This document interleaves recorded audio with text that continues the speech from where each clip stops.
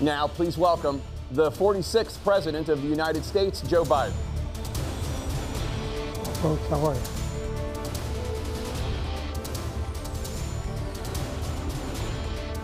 Great to be here. Thank you. And please welcome the 45th President of the United States, Donald Trump.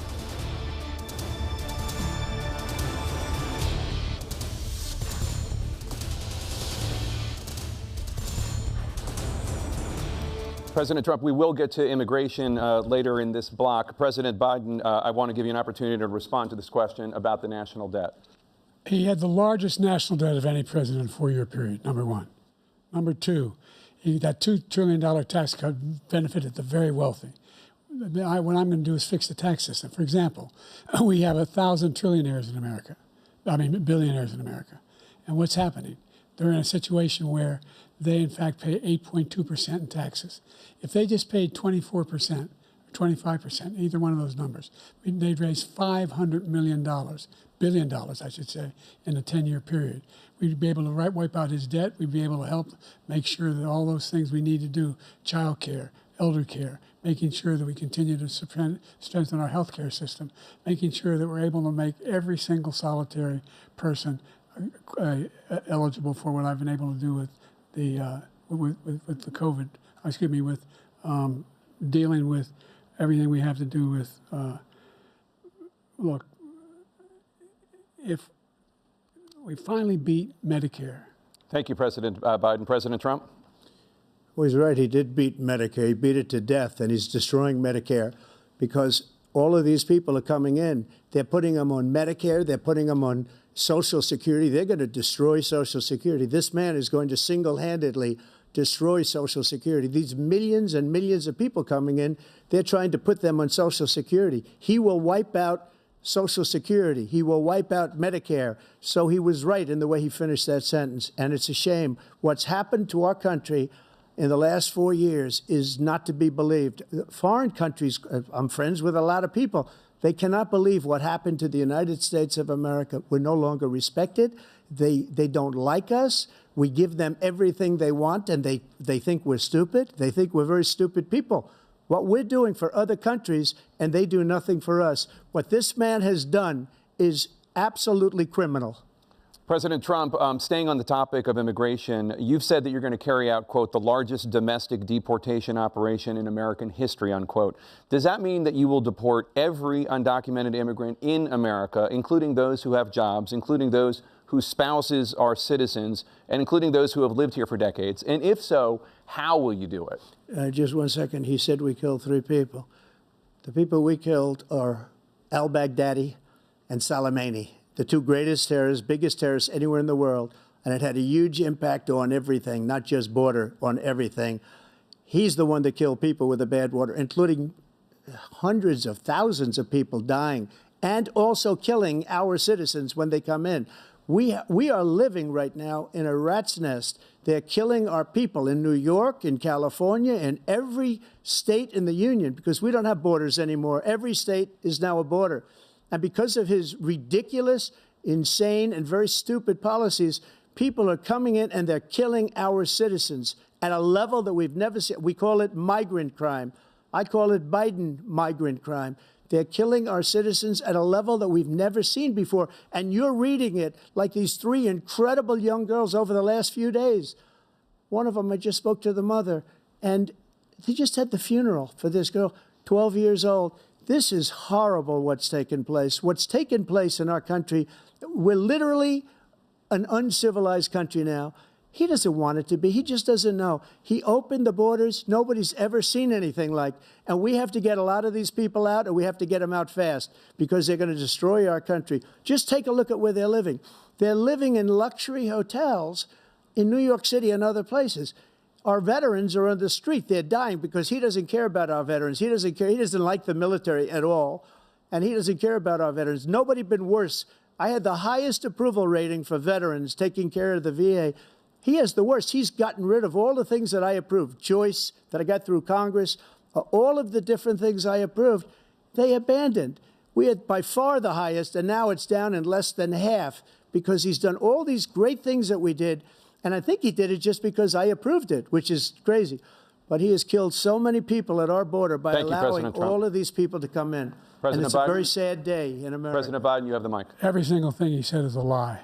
Every single one. For example, veterans are a hell of a lot better off since I passed the PACT Act. 1 million of them now have insurance, and their families have it. Their families have it because what happened, whether it was Agent Orange or burn pits, they're all being covered now. And he opposed, his group opposed that. We're also in a situation where we have great respect for veterans. My son spent a year in Iraq, living right next to one of those burn pits, came back with stage 4 glioblastoma. I was recently in France for D-Day, and I spoke all about those heroes that died. I went to the World War II cemetery, World War I cemetery he refused to go to. He was standing with his 4-star general, and he told me, he said, I don't want to go in there because they're a bunch of losers and suckers. My son was not a loser, was not a sucker. You're the sucker. You're the loser. President Trump? First of all, that was a made-up quote, suckers and losers. They made it up. It was in a third-rate magazine that's failing, like many of these magazines. He made that up. He put it in commercials. We've notified him. We had 19 people that said I didn't say it. And think of this. Who would say I'm at a cemetery or I'm talking about our veterans? Because nobody's taken better care. I'm so glad this came up, and he brought it up.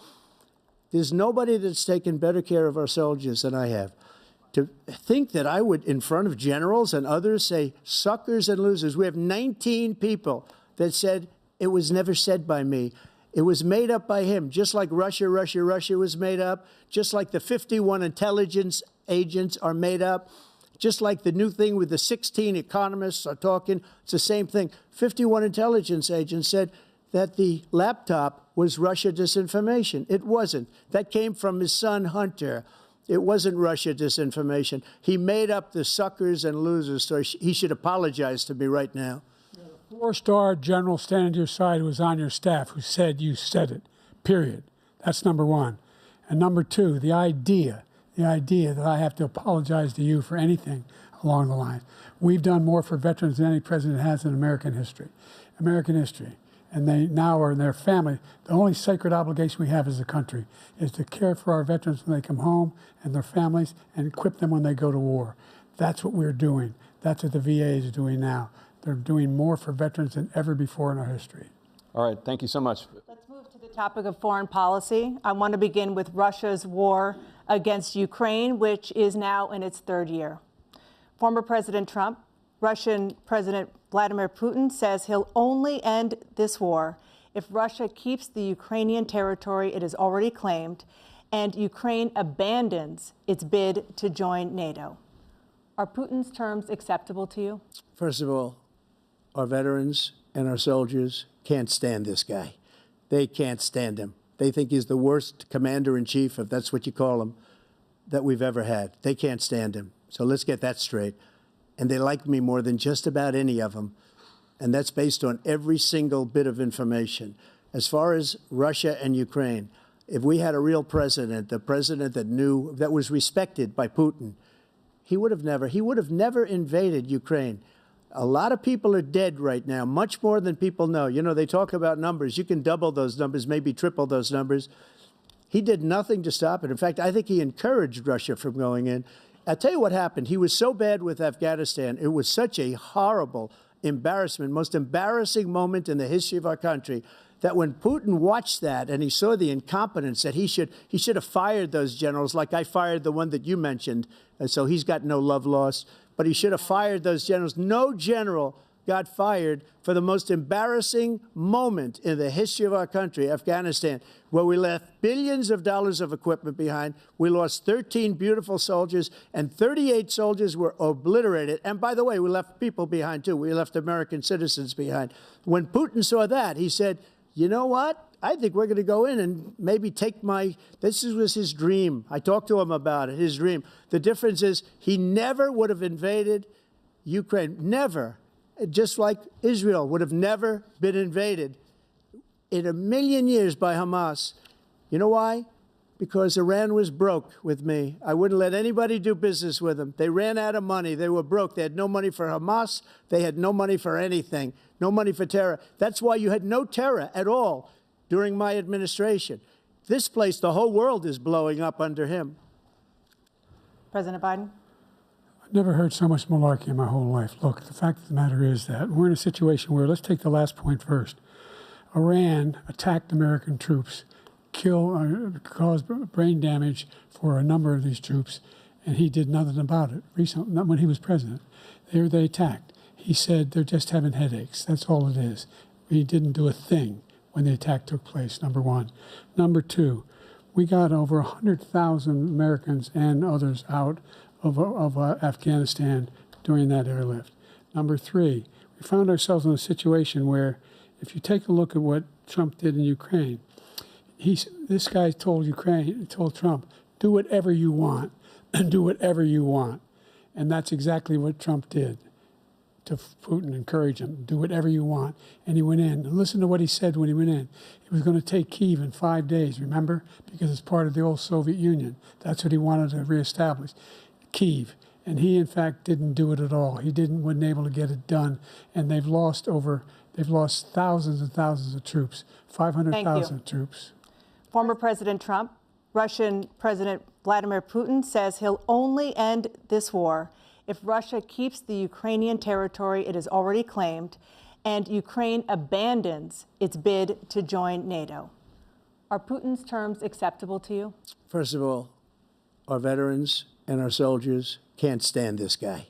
They can't stand him. They think he's the worst commander-in-chief, if that's what you call him, that we've ever had. They can't stand him. So let's get that straight. And they like me more than just about any of them. And that's based on every single bit of information. As far as Russia and Ukraine, if we had a real president, the president that knew, that was respected by Putin, he would have never invaded Ukraine. A lot of people are dead right now, much more than people know. You know, they talk about numbers. You can double those numbers, maybe triple those numbers. He did nothing to stop it. In fact, I think he encouraged Russia from going in.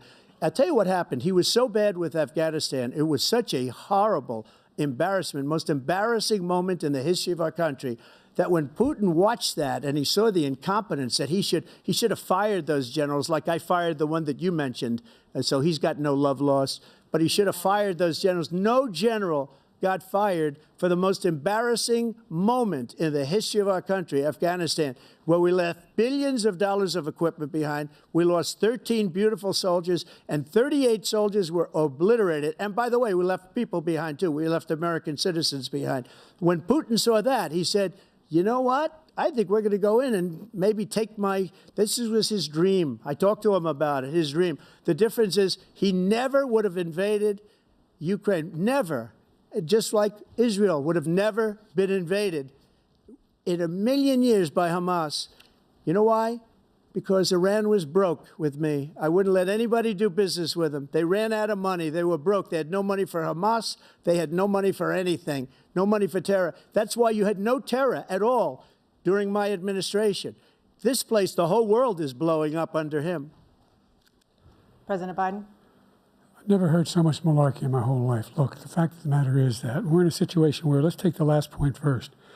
Iran attacked American troops, caused brain damage for a number of these troops, and he did nothing about it. Recently, not when he was president. They attacked. He said they're just having headaches. That's all it is. He didn't do a thing when the attack took place, number one. Number two, we got over 100,000 Americans and others out of Afghanistan during that airlift. Number three, we found ourselves in a situation where, if you take a look at what Trump did in Ukraine, this guy told Trump, do whatever you want, do whatever you want. And that's exactly what Trump did to Putin, encourage him, do whatever you want. And he went in. And listen to what he said when he went in. He was going to take Kyiv in 5 days, remember? Because it's part of the old Soviet Union. That's what he wanted to reestablish, Kyiv. And he, in fact, didn't do it at all. He wasn't able to get it done. And they've lost thousands and thousands of troops, 500,000 troops. President Trump, I never said that. For 1 minute, I just want to go back to my original question, which is, are Putin's terms acceptable to you? Keeping the territory in Ukraine? No, they're not acceptable. But look, this is a war that never should have started. If we had a leader in this war, he led everybody along. He's given $200 billion now or more to Ukraine. He's given $200 billion. That's a lot of money. I don't think there's ever been anything like it. Every time that Zelensky comes to this country, he walks away with $60 billion. He's the greatest salesman ever. And I'm not knocking him. I'm not knocking anything. I'm only saying the money that we're spending on this war, and we shouldn't be spending, it should have never happened. I will have that war settled between Putin and Zelensky as president-elect before I take office on January 20th. I'll have that war settled. People being killed so needlessly, so stupidly, and I will get it settled, and I'll get it settled fast before I take office. President Biden, you have a minute. The fact is that Putin is a war criminal. He's killed thousands and thousands of people. And he has made one thing clear. He wants to reestablish what was part of the Soviet Empire, not just a piece. He wants all of Ukraine. That's what he wants. And then you think he'll stop there? Do you think he'll stop when if he takes Ukraine? What do you think happens to Poland? What do you think of Belarus? What do you think happens to those NATO countries? And so if you want a war, you ought to find out what he's going to do, because if in fact he does what he says and walks away, and by the way, all that money we give Ukraine are from weapons we make here in the United States. We give them the weapons, not the money at this point. And our NATO allies have produced as much funding for Ukraine as we have. That's why we're strong. Former President Trump, I want to ask you about January 6, 2021. After you rallied your supporters that day, some of them stormed the Capitol to stop the constitutionally mandated counting of electoral votes. As president, you swore an oath to, quote, preserve, protect, and defend, unquote, the Constitution. What do you say to voters who believe that you violated that oath through your actions and inaction on January 6th and worry that you'll do it again? Well, I don't think too many believe that. And let me tell you about January 6th. On January 6th, we had a great border. Nobody coming through, very few. On January 6th, we were energy independent. On January 6th, we had the lowest taxes ever. We had the lowest regulations ever. On January 6th, we were respected all over the world. All over the world, we were respected. And then he comes in, and we're now laughed at. We're like a bunch of stupid people. What happened to the United States' reputation under this man's leadership is horrible, including weaponization, which I'm sure at some point you'll be talking about, where he goes after his political opponent because he can't beat him fair and square. You have 80 seconds left. My question was, what do you say to those voters who believe that you violated your constitutional oath through your actions and inaction on January 6, 2021, and worry that you'll do it again? Well, I didn't say that to anybody. I said peacefully and patriotically. And Nancy Pelosi, if you just watched the news from 2 days ago, on tape to her daughter, who's a documentary filmmaker, they say, but she's saying, oh, no, it's my responsibility. I was responsible for this. Because I offered her 10,000 soldiers or National Guard, and she turned them down. And the mayor in writing, by the way, the mayor, in writing, turned it down, the mayor of D.C. They turned it down. I offered 10,000 because I could see, I had virtually nothing to do. They asked me to go make a speech. I could see what was happening. Everybody was saying they're going to be there on January 6th. They're going to be there. And I said, you know what? There's a lot of people coming. You could feel it. You could feel it, too, and you could feel it. And I said, they ought to have some National Guard or whatever. And I offered it to her. And she now admits that she turned it down. And it was the same day she was, I don't know, she can't be very happy with her daughter because it made her into a liar. She said, I take full responsibility for January 6th. President Biden? Look, he encouraged those folks to go up on Capitol Hill, number one. I sat in the dining room off the Oval Office. He sat there for 3 hours watching, begging, being begged by his vice president and a number of his colleagues on the Republican side as well to do something, to call for a stop, to end it. Instead, they talked about these people being patriots and great patrons of America. In fact, he says he'll now forgive them for what they've done. They've been convicted. He says he wants to commute their sentences and say that no. But he went to every single court in the nation. I don't know how many cases, scores of cases, including the Supreme Court. And they said, no, this guy is responsible for doing what was done. He did do a damn thing. And these people should be in jail. And they should be the ones who are being held accountable. And he wants to let them all out. And now he says if he loses again, such a whiner that he is, that there could be a bloodbath. Thank you, President Biden. President Trump? What they've done to some people that are so innocent, you ought to be ashamed of yourself. What you have done, how you've destroyed the lives of so many people. When they ripped down Portland, when they ripped down many other cities, you go to Minnesota, Minneapolis, what they've done there with the fires all over the city. If I didn't bring in the National Guard, that city would have been destroyed. When you look at all of they took over big chunks of Seattle. I was all set to bring in the National Guard. They heard that, they saw them coming, and they left immediately. What he said about this whole subject is so off. Peacefully patriotic. One other thing, the Unselect Committee, which is basically two horrible Republicans that are all gone now, out of office, and Democrats, all Democrats, they destroyed and deleted all of the information they found because they found out we were right. We were right. And they deleted and destroyed all of the information. They should go to jail for that. If a Republican did that, they'd go to jail. Thank you, President Trump. President Biden, I want to give you a minute. The only person on this stage is a convicted felon is the man I'm looking at right now. And the fact of the matter is, what he's telling you is simply not true. The fact is that there was no effort on his part to stop what was going on up in Capitol Hill. And all those people, every one of those who were convicted, deserves to be convicted. The idea that they didn't kill somebody, just went in and broke down doors, broke the windows, occupied offices, turned over desks, turned them over statues. The idea that those people are patriots? Come on. When I asked him the first two debates we had, the debates we had first time around, I said, will you denounce the Proud Boys? He said, no, I'll tell them to stand by. The idea he's refusing, will you denounce these guys? Will you denounce the people we're talking about now? Will you denounce the people who attacked that Capitol? What are you going to do? I'm going to give you a minute, President Trump, for a follow-up question I have. After a jury convicted you of 34 felonies last month, you said if reelected, you would, quote, have every right to go after, unquote, your political opponents. You just talked about members of the Select Committee on January 6th going to jail. Your main political opponent is standing on stage with you tonight. Can you clarify exactly what it means about you feeling you have every right to go after your political opponents? Well, I said my retribution is going to be success. We're going to make this country successful again, because right now it's a failing nation. My retribution is going to be success. But when he talks about a convicted felon, his son is a convicted felon at a very high level. His son is convicted, going to be convicted probably numerous other times. Should have been convicted before, but his Justice Department let the statute of limitations lapse on the most important things.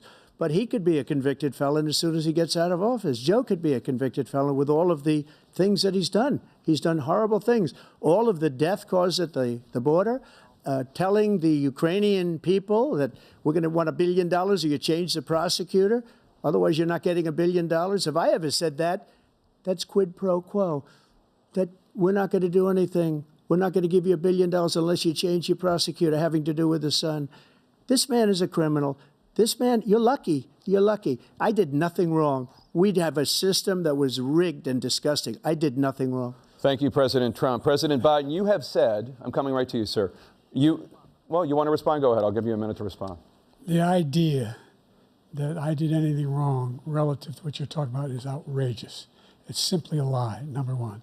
Number two, the idea that you have a right to seek retribution against any American just because you're president is wrong. It's simply wrong. No president's ever spoken like that before. No president in our history has spoken like that before.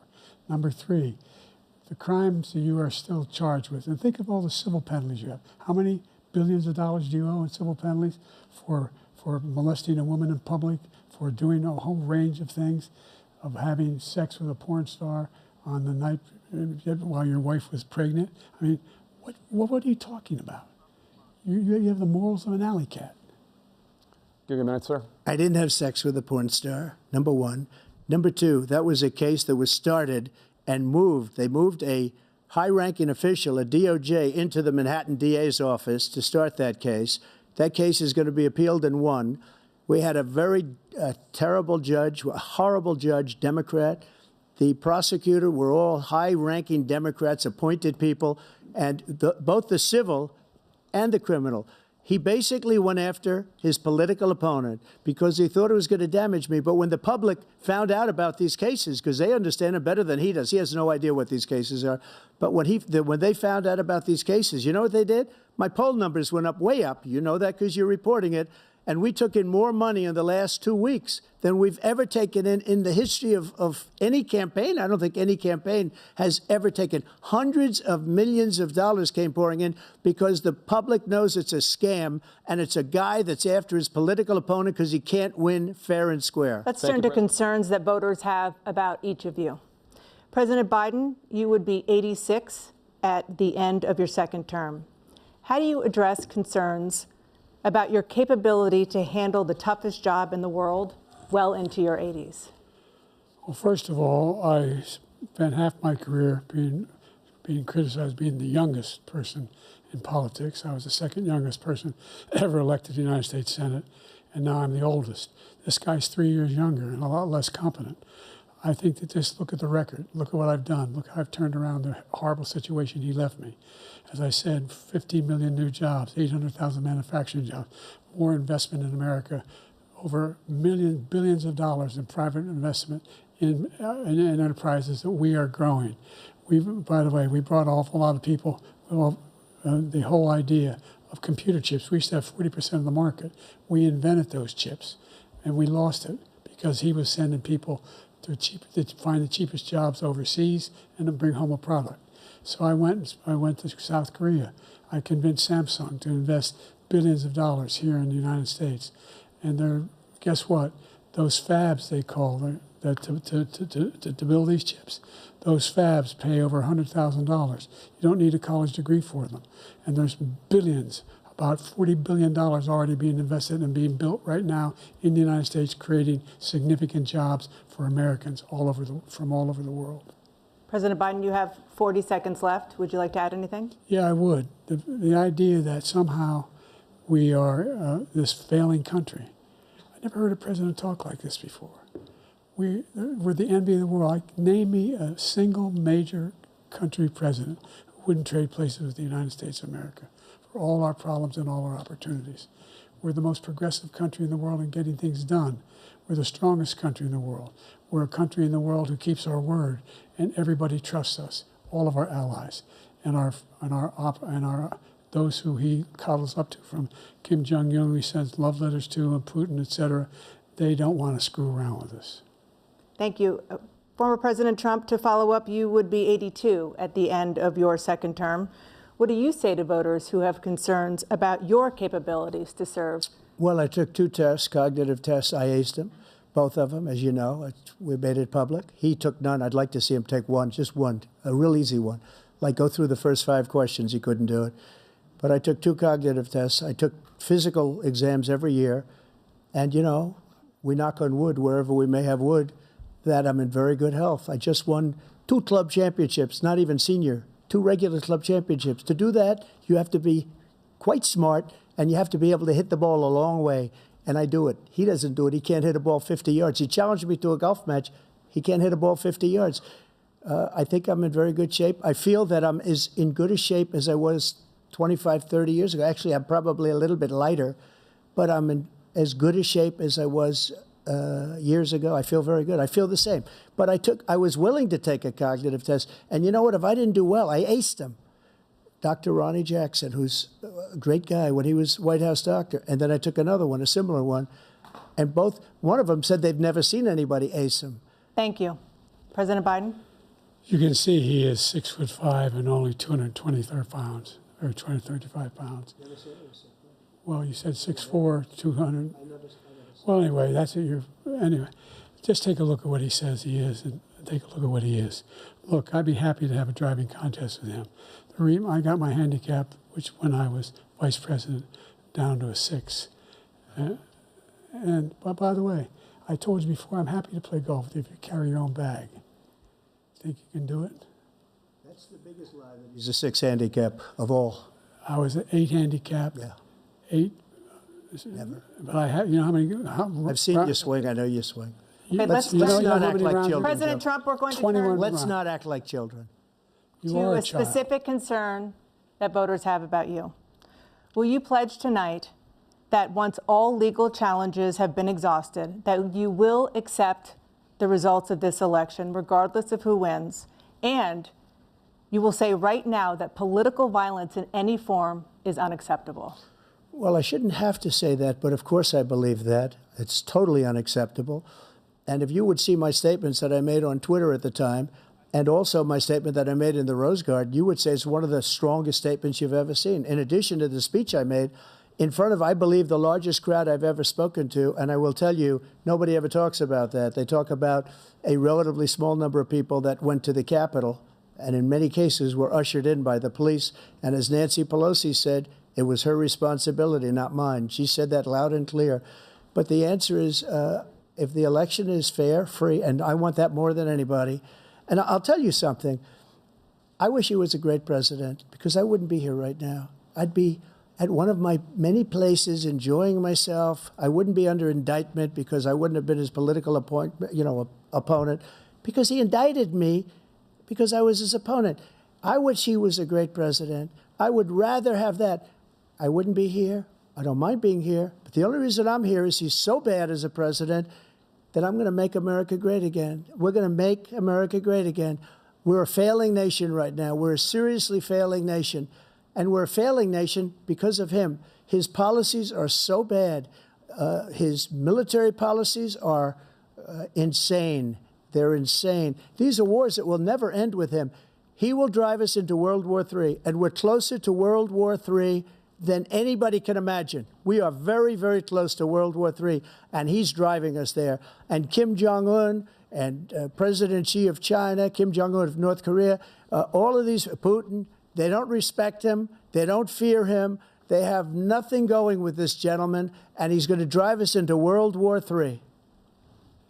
You want a World War III, let him follow and win, and let Putin say, do what you want, NATO. Just do what you want. There's a thing called Article 5. An attack on one is an attack on all, and required response. The idea, I can't think of a single major leader in the world who wouldn't trade places with the job I've done and what they've done. Because we are a powerful nation. We have wonderful people. It's because of the people, not me. It's because of the American people. They're capable of anything, and they step up when they're needed. And right now, we're needed. We're needed to protect the world because our own safety is at stake. And again, you want to have a war, just let Putin go ahead and take Kyiv, make sure they move on, see what happens in Poland, Hungary, and other places along that border. Then you have a war. President Trump, as I come back to you for a follow-up, the question was, will you accept the results of this election, regardless of who wins? Just to finish what he said, if I might, Russia, they took a lot of land from Bush. They took a lot of land from Obama and Biden. They took no land, nothing from Trump, nothing. He knew not to do it. He's not going to play games with me. He knew that. I got along with him very well, but he knew not to play games. He took nothing from me. But now he's going to take the whole thing from this man right here. That's a war that should have never started. It would have never started, ever, with me. And he's going to take Ukraine. And, you know, you asked me a question before, would you do this? He's got us in such a bad position right now with Ukraine and Russia, because Ukraine's not winning that war. He said, I will never settle until such time. They're running out of people. They're running out of soldiers. They've lost so many people. It's so sad. They've lost so many people, and they've lost those gorgeous cities with the golden domes that are 1,000 years old, all because of him and stupid decisions. Russia would have never attacked if I were president. President Trump, the question was, will you accept the results of the election, regardless of who wins? Yes or no, please. If it's a fair and legal and good election, absolutely. I would have much rather accepted these, but the fraud and everything else was ridiculous. And if you want, we'll have a news conference on it in a week, or we'll have another one of these in a week. But I will absolutely, there's nothing I'd rather do. It would be much easier for me to do that than I'm running again. I wasn't really going to run until I saw the horrible job he did.